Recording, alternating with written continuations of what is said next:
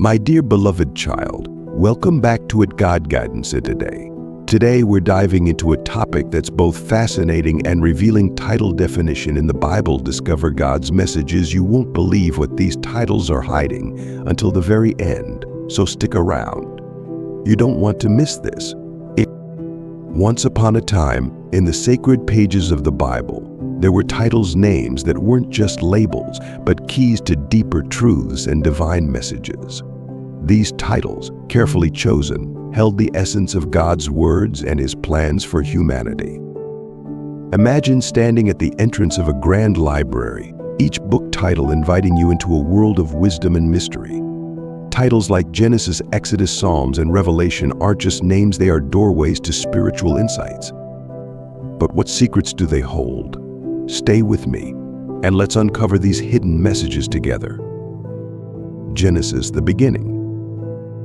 In the beginning, there was Genesis. Picture at the dawn of creation, where everything starts. The word Genesis comes from the Greek word Genesis, meaning origin or beginning. This book isn't just a historical account, it's a foundational story of existence, a journey back to the origins of the universe and the birth of humanity. But what if Genesis is also about your personal beginning? A new chapter in your life story, crafted by the Creator Himself. God's message in Genesis is clear. He is the beginning and the end, the author of our lives, with plans for our future even before we were born. Every time you read Genesis, remember that it's an invitation to embrace your unique journey with God. Exodus, the journey. Then comes Exodus, a tale of a great journey. Visualize the Israelites, laden with hope and fear, leaving Egypt under the guidance of Moses. Exodus means departure or exit. It tells of a people's escape from slavery, a testament to God's unwavering faithfulness. But what if Exodus speaks to your personal journey too? We all have our Egypt's, places of struggle and despair. God's message in Exodus is about His promise of deliverance. He leads us out of our metaphorical Egypts into the promised land of freedom and hope. Exodus isn't just a story of the past, it's a reminder that God walks with us through our challenges, guiding us to liberation. Psalms, songs, and prayers. Psalms, a book of songs and prayers, attributed mostly to King David. Imagine the melodies and heartfelt cries woven into these ancient texts. Psalms comes from the Greek word psalmos, meaning songs or hymns. They are poetic dialogues with God, capturing the full spectrum of human emotion.